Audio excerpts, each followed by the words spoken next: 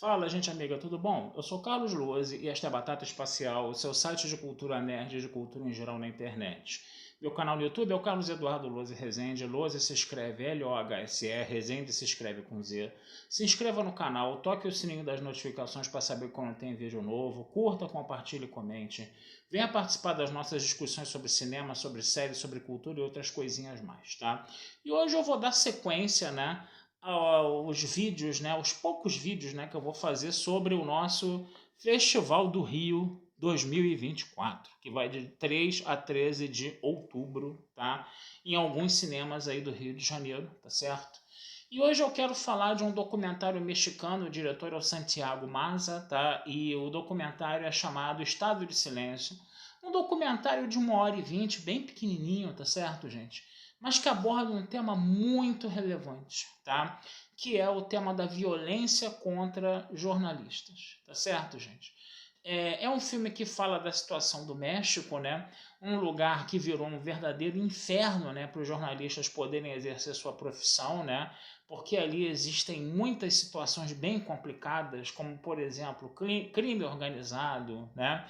É, algumas situações também do governo também que acabam não gostando de algumas denúncias, né, ou de algumas reportagens mais investigativas que esses periodistas, né, esses jornalistas mexicanos fazem, né? E o que acontece, né? Tanto crime organizado e fica bem e fica bem claro também que as próprias pessoas do governo também, tá? Estão eliminando esses jornalistas a rodo, matando assim de uma forma completamente covarde, né? Completamente é, violenta, né? No caso, né? E esse documentário é meio que um grito, né? De socorro, né? Desses jornalistas mexicanos e se mostra, né? Como que quando esses jornalistas mexicanos estão tendo o seu trabalho cerceado, estão tendo a sua vida retirada de uma forma violenta, né, e não estão tendo liberdade de expressão, né, isso é uma grande ameaça à democracia, né, no final das contas, né. Então a gente vai ver casos assim bem complicados, tá? É um documentário de 1h20, como eu já falei, tá? E a gente teve a presença, né, do Santiago Matza, né, depois, né, da exibição do filme, né? E ele teve a oportunidade de conversar com o público, né? Eu aqui, né, como eu sempre sou um cara que levanta a mão correndo, né, na hora das perguntas, né? Eu sempre sou o primeiro a perguntar, porque se você deixa depois para perguntar depois, talvez não dê tempo. Então eu sou o primeiro cara que levanta a mão, eu já estou vendo o filme, eu já estou bolando as perguntas na minha cabeça, né? Eu fiz duas perguntas básicas. A primeira, né, se ele, Santiago Matza, né, sofreu algum tipo de ameaça a fazer esse documentário. Ele falou que não, tá? Que se cercou de todos os cuidados, né? E que é um documentário que num primeiro momento ele está assim mais nos nichos dos festivais, né, como ele falou, mas logo logo esse documentário vai ter uma estreia mais em nível, vamos dizer assim, mais amplo, né, em nível mais comercial, né, no caso, tá?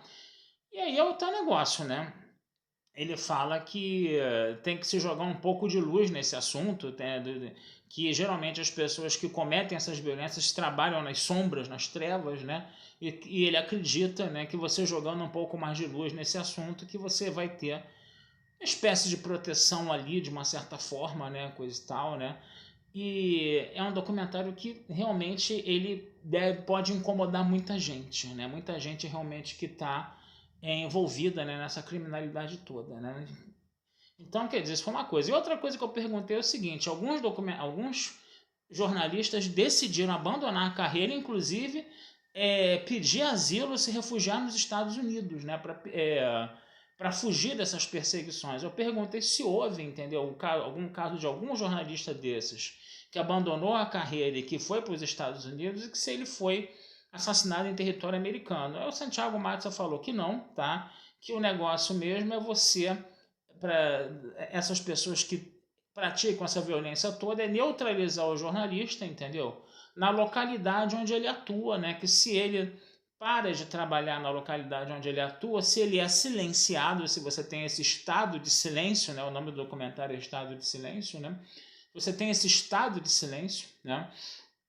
e ele está refugiado nos Estados Unidos, que a galera não vai atrás, não. Eu fiz essa pergunta muito porque eu me lembrei, né, daquela situação do Orlando Letelier, né, aquele diplomata, se não me engano, era um diplomata, ou senador chileno, não me lembro agora, né, que fugiu, né, da ditadura do Pinochet nos Estados Unidos, mas ele acabou sofrendo um atentado terrorista, né, terrorismo de Estado do Chile, né, que acabou matando ele nos Estados Unidos. Né? Então, de repente, se isso poderia ter acontecido com esses jornalistas mexicanos, mas ele disse que não. Né?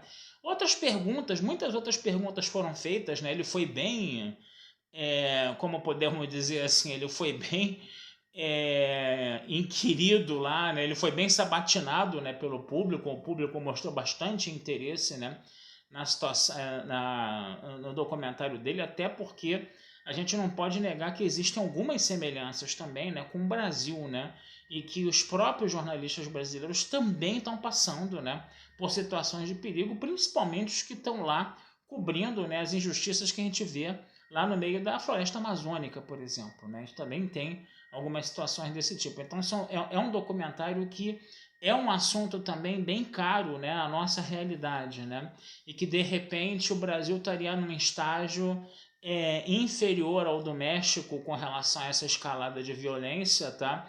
Mas que ele está caminhando a passos largos para isso. Isso também foi muito mencionado no filme, né? E que essa violência contra os jornalistas, né, principalmente depois de 2018, aumentou bastante. Né? Então, quer dizer, é um documentário que realmente chama a atenção da gente por também ser um tema bem caro à nossa realidade também. Tá? Então, gente, é basicamente isso que eu tinha que falar, né, para vocês, tá? Ele está na Premiere Latina, né, do Festival do Rio. Eu acredito que de repente esse filme possa estrear em circuito, de repente, tá? Mas tem que ficar de olho, né, porque é um documentário bem pequenininho. Ele estava na legendagem eletrônica, né? Geralmente quando tem essa legendagem eletrônica é mais difícil de estrear aqui, né? Geralmente é mais fácil do filme estrear aqui quando você tem a legenda na película, né? Quer dizer, nos frames, né, vamos dizer assim, porque hoje está tudo digital, não tem mais película, né? Mas quando você tem legendagem eletrônica, pode ser que ele não estreie, entendeu? Então tem muitos filmes que você tem que ver no festival e você tem que manjar se ele vai estrear comercialmente depois ou não, que aí você tem a oportunidade de ver esse filme depois, né? Agora, tem filmes que a gente sabe que muito provavelmente podem não estrear em circuito, então você tem que ter essa manha, né? Eu sempre falo, né? Os filmes que têm legendagem eletrônica, eles têm mais chances de não estrear do que os que estão com a legenda, né, no próprio frame, na própria tela, né, no caso, tá? Agora, isso também não é regra geral não, tá, gente? Pode ser que um filme com legendagem eletrônica seja legendado e estreie depois. Pode ser que um filme que tenha legenda na película não estreie depois também, tá? Mas fica a dica aqui, aqueles filmes que são badaladíssimos, né? Por exemplo, Dias Perfeitos do Wim Wenders, né? Eu vi no festival ano passado, mas depois ele ficou em cartaz aí, meses em cartaz aí, né? Em circuito comercial. Alguns outros filmes que eu não vi, né? Acabei vendo no festival depois. Por exemplo, que eu não vi no festival, acabei vendo em circuito comercial depois. Por exemplo, 20 mil espécies de abelhas, por exemplo, que foi um outro filme também muito badalado, muito falado, né? Ou então aqueles filmes franceses que tem aqueles atores consagrados, né? Que depois a gente sabe que tem uma chance grande de estrear também em circuito comercial, né?